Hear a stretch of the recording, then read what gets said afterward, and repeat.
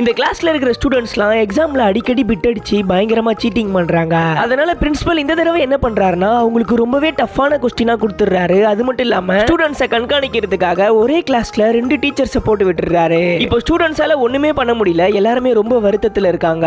அப்ப திடீர்னு அங்க இருக்கிற 2 டீச்சர்ஸ்க்குமே வயித்த கலக்க ஆரம்பிக்குது. என்னடான்னு பார்த்தா இந்த பசங்க தான் செஃப் கையில பைசா கொடுத்து அவங்க சாப்பிடுற சாப்பாட்டுல எதையோ கலந்துட்டு இருப்பாங்க. அதனால அந்த 2 டீச்சர்ஸுமே அவசரமா டாய்லெட்டுக்கு ஓடிடுறாங்க. இப்போ அந்த பிரின்சிபால் மட்டும் தான் கிளாஸ்ல இருக்காரு. இந்த டைமை பயன்படுத்தி இவங்களுடைய ஃப்ரெண்டு ஒருத்தவன் ஒரு ஸ்னைப்பர் கன்னை கையில எடுத்துக்கிட்டு பக்கத்து பில்டிங்க்கு போறான். அதே நேரத்துல இங்க ஸ்கூல்ல யாரோ பவர் கட் பண்ணி விட்டுறாங்க. அந்த பக்கம் இவங்களுடைய ஃப்ரெண்டு போர்ட்ல இருக்கிற கொஸ்டின் எல்லாத்தையும் டெலஸ்கோப் வச்சு பார்த்துட்டு அதை இன்னொரு ஃப்ரெண்டு கிட்ட சொல்லி அதுக்கு ஆன்சரை கண்டுபிடிச்சி அவன் கையில வச்சிருக்கிற கன்னு மூலமா அந்த பிரின்சிபலுடைய முதுகுலயே லேசர் அடிச்சு ஆன்சரை காட்டுறான். அதுக்கப்புறம் கிளாஸோட போர்டு இருக்கிற இடத்துலயே லேசர் அடிக்கிறான். அதை பார்த்து எல்லா பசங்களும் எழுதுறாங்க. பிரின்சிபல் சந்தேகப்பட்டு போர்டு பக்கம் திரும்புறாரு. பார்த்தா டக்குன்னு லேசர் ஆஃப் பண்ணிடுறான். ஓகே ஃப்ரெண்ட்ஸ், உங்களுக்கு இது மாதிரி ஏதாவது அனுபவம் இருந்துச்சுன்னா